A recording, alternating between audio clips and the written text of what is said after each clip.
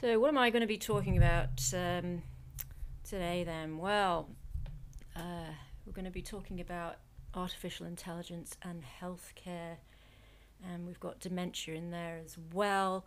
And so, what does this have to do with the digital afterlife and grief? Well, um, healthcare does support people who are grieving. We will all be grieving over something at some point. It doesn't have to be a death in the family, it could be a divorce, it could be moving house, it could be the death of your animals, So we are human. We will suffer from grief and bereavement, and we have professionals out there who can help us through the stages and the loops and all the things that we as humans have to go through. Now, the healthcare system in America and the UK, slightly different, of course, but I'll be talking about different aspects of those and funding as well. But how AI is helping them more mundane stuff, the boring stuff. It's the data, it's collating, it's analysing data, it's looking at patterns and the things that if human manpower, it would take us years to do, and the healthcare system doesn't have the money to pay for that kind of stuff. So there are some positive things for sure.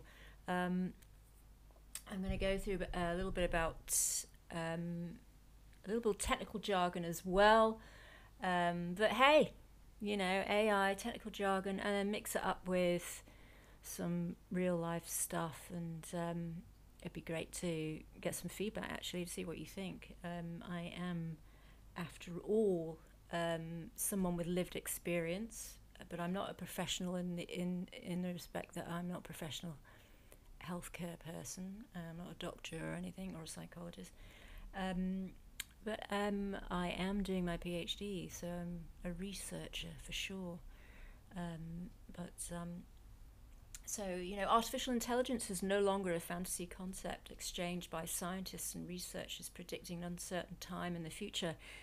In the second decade of the century, AI is as omnipresent as it is mundane. Take the healthcare industry. AI has seamlessly integrated into workflow and systems so that it is on focus, is on patients, and on providing a more person-centered care that previous bureaucracy, technology, and organisational structure have grappled with.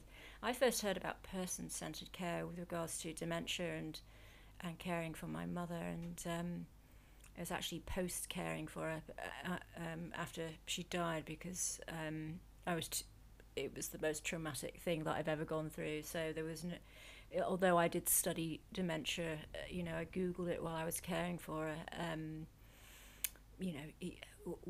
What goes in when you're having that lived experience every single day, watching your mother die. So, but this was afterwards. I was doing a course on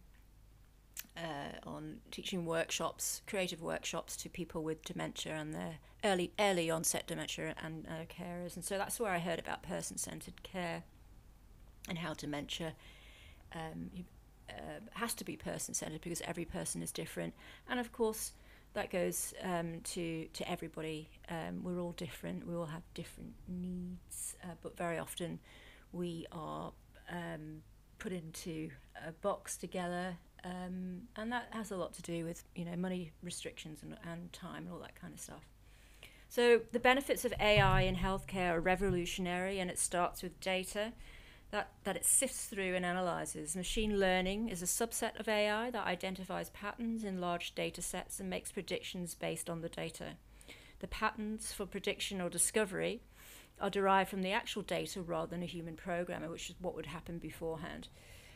Before AI, So machine learning brings data together that creates a more complete view of a patient's medical history and compares it with the population as a whole. Deep learning is a type of machine learning that couples pattern discovery with pattern use on top of one another and analyzes those predictions to define patterns. You don't have to understand that. It's a lot of technical jargon, but There it is. On a more human level, AI provides a more personalized experience for patients, which most of us have experience using, such as online self-service and chatbots. Although as personalized experiences go, talking to an actual doctor is a professional patient outcome than a computer screen. But we have certainly, obviously, it's not just the healthcare industry. We do it, online banking, online businesses. We've got the chatbot who's filtering out our questions, and then if that can't answer it, then hopefully we'll get through to a person in the next hour or so.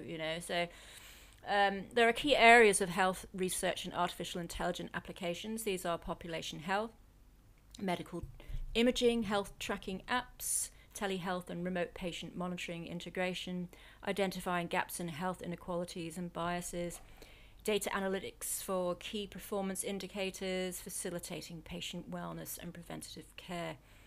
So I found something quite interesting in a journal of a good use for AI. So according to the Journal of the Alzheimer's Association, researchers at Boston University have detected cognitive impairment from audio recordings of neuropsychological tests using an AI machine learning system that can accurately detect cognitive impairment from voice recordings. This eliminates in-person appointments and diagnosis. But for me, this runs contrary to healthcare leaders streamlining admin process to provide more personal patient care, because they've just said they want to streamline things with AI to make it more person-centered, so they're talking to patients. But then we have this invention that's come out, so to eliminate in-person appointments and even diagnosis. I mean, that's a bit scary, I think, very contradictory. AI's ability to analyze data provides a more complete view of patient and population health. It understands the relationship in the data and compares it with the rest of the population. AI provides better data management, insights, improved patient outcomes, patient experiences, and operational efficiency. NHS Imperial College highlighted a 90% accuracy rate for their AI algorithm in its predictions with no requirement for further samplings. Now that is pretty excellent, and it's better than humans, right? But AI can also replicate and exacerbate existing biases, and this can lead to health inequalities. Research identifies ways biases can arise in AI and how developers and regulators can prevent it. So there's a lot of hoo-ha about how amazing AI is in the healthcare system, but then there's, contrary to that, there's a lot of research that's out there that it is developing a lot of biases, economic, racial, even sex. So yeah, the usual kind of human, real world biases that are out there that are being replicated with AI. So the global artificial intelligence healthcare market is set for substantial growth over the next few years. A record $2.5 billion was raised in AI healthcare startups in the start of 2021. According to CB Insights, US national healthcare expenditure is estimated to rise to $6.2 trillion in 2028. Alzheimer's disease cost the nation $355 billion in 2021, which is according to the Alzheimer's Association. The figure is set to grow as more Americans over 65 develop the disease. Developments in AI technology that provides early and accurate diagnosis and treatments is also growing. In the UK, the government has pledged $375 million into research on neurodegenerative diseases such as dementia to tackle the prediction of 1 million people living with dementia by 2025. The market growth of AI in healthcare is fueled by multiple applications such as surgery procedures, mental health practices, healthcare imaging and diagnostics in patient care and hospital management, lifestyle management, virtual assistants, patient data and risk analysis. There's so many things. AI has infiltrated all health departments, and despite warnings about the risk of job losses, a greater skilled workforce is needed that combines skills and expertise in data analysis, science, and technology. Artificial intelligence is being utilised in exciting and innovative ways, and it does it in an efficient and accurate way. For instance, AI can detect dementia early, if that's something that you want, by analysing data sets using machine learning that automates computer analysis by identifying patterns. By analysing patient health information, it can detect patterns of dementia signs and make diagnosis accordingly. As an ex-carer, I was introduced to the application of person-centred care, as I said before. My mother was diagnosed with Alzheimer's disease, and her care package was put together by experts rather than AI analysis. I didn't see the expert opinion without the help of AI as particularly person-centred. If my mother, for instance, was, playing up with her visiting carer or at her day centre, the prescription was always more drugs, and this infuriated me and was one of the reasons I kept her at home instead of a care home where she would possibly be comatose all day with drugs. I know she would have been. So none of the experts seemed to take into account that she was deaf, and she struggled with her hearing aid. To communicate her feelings, she would scream or hit out because she had lost the ability to talk, and she couldn't be reasoned with because she couldn't hear. Before I go on to the next bit, I have to say that my mother wasn't like that all the time. If she was, I probably would not have been caring for her for as long as I did.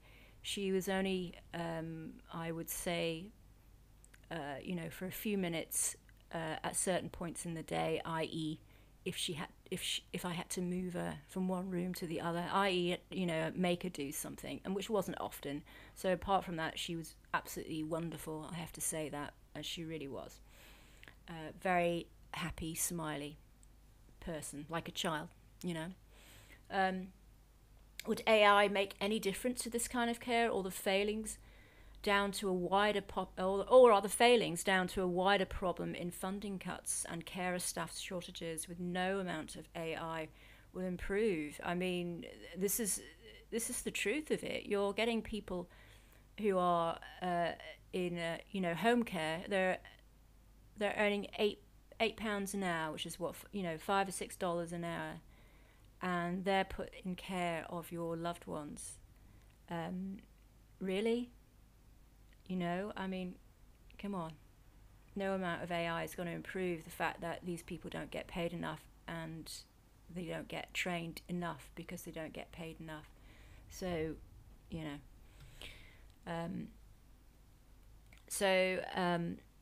AI can seamlessly integrate into workflow and systems to cut bureaucracy and focus on patient care. AI can analyze large amounts of data with speed and efficiency that can detect problems and help inform decisions and direct person-centered care. It can do all those things, but I don't know.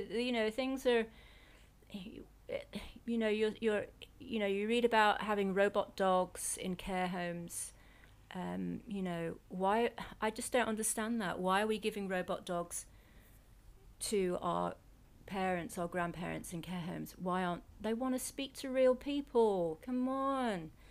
While there is still no cure for dementia, despite a third of the population developing symptoms as they grow older, do we want to know if this grim prospect is not knocking on our door, or live life obliviously?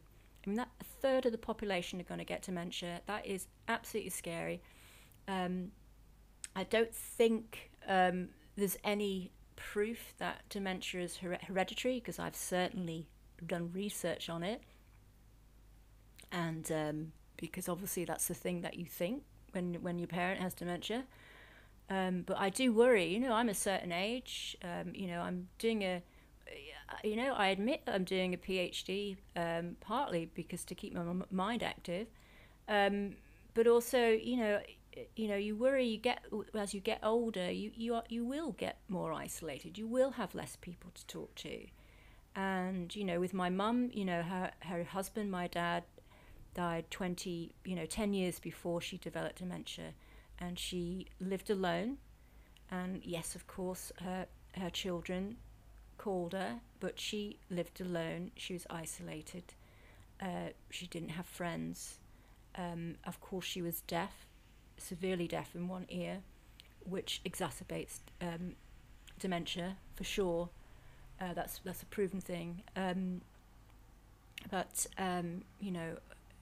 all these isolated older people, you just want to take them all out to a cafe and have company, each week. But it's a worrying thing. Anyway, so what does this have to do with the digital afterlife of grief? Because it's,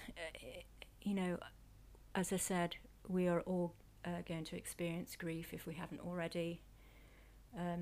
Healthcare is part of that, and whether it's professional healthcare, home help, end-of-life care in hospital, or it's going to see a psychiatrist.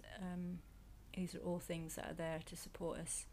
At the end of the day, the healthcare system is out there to support us and to do the best we can. And I respect everyone who works in the healthcare system for their amazing jobs that they do, for certainly not enough money, and they're wonderful people, and total respect. That's it for me. Have a good night. If you've got any questions on this or want to discuss anything, send me an email. That would be great. Other than that, take care.